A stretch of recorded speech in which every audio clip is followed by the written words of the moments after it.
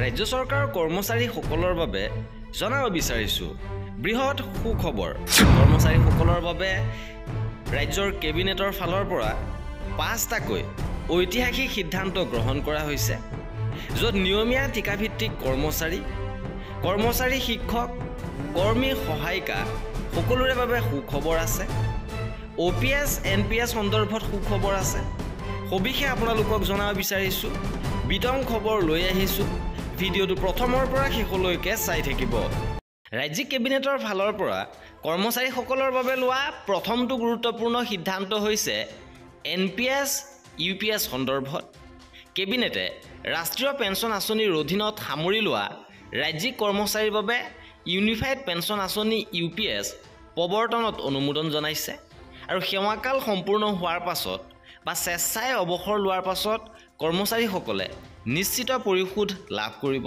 সম্পূৰ্ণ নিশ্চিত পৰিশোধৰ হাৰ হ'ব অৱসৰৰ ঠিক আগে 12 মাহৰ গড় মূল দৰমহা বেচিক পে'ৰ 50% আৰু পাৰিবাৰিক পেন্সন হ'ব মৃত্যুৰ পূৰ্বে লাভ কৰা পেন্সন পৰিশোধৰ পৰিমাণৰ 60% আৰু অৱসৰ পাছত এককালীন পৰিশোধ হিচাপে যোগ্যতা অৰ্জনকাৰী সেৱাৰ প্ৰতি 6 মাহৰ বাবে মাহিলী বেতনৰ 10% মূল বেতনযোগ মৰগীয়া বানজ লাভ কৰাৰ ব্যৱস্থা থাকিব।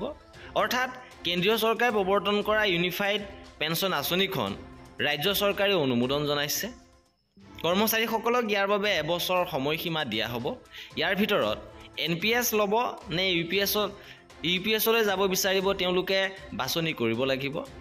ইপিনে দ্বিতীয়টো গুৰুত্বপূৰ্ণ সিদ্ধান্ত হৈছে যে গ্ৰামীণ জীৱিকা অভিযানৰ সখীসকলৰ বাবে সুখবৰ দিছে। তেওঁলোকৰ দৰমহা বৃদ্ধি হৈছে।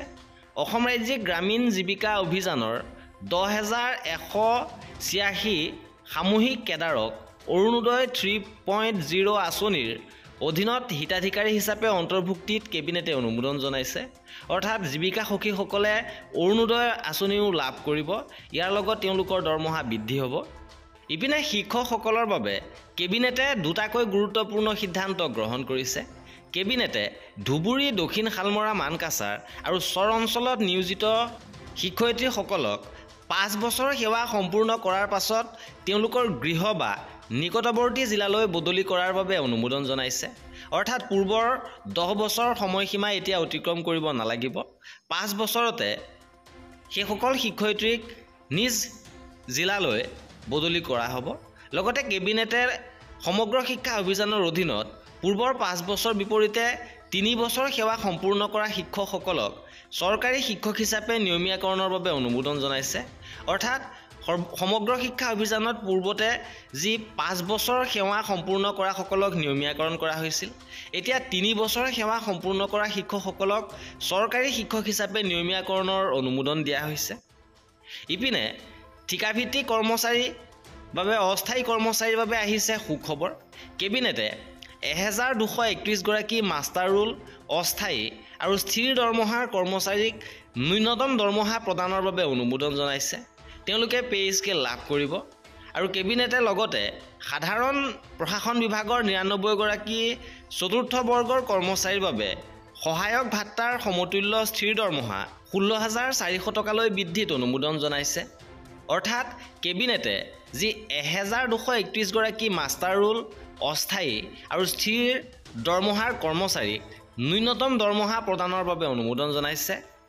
লগতে 99 গৰাকী চতুৰ্থ বৰ্গৰ কৰ্মচাৰী সাধাৰণ প্ৰশাসন বিভাগৰ আৰু তেওঁলোকক দৰমহা 16,400 টকালৈ বৃদ্ধিত অনুমোদন জনাইছে। এই আছিলে কৰ্মচাৰীসকলৰ বাবে চৰকাৰে গ্ৰহণ কৰা কেইবাটাও ঐতিহাসিক সিদ্ধান্ত। আৰু এনেধৰণৰ খা খবৰৰ বাবে আমাৰ চেনেলটো ছাবস্ক্ৰাইব কৰি ৰাখিব।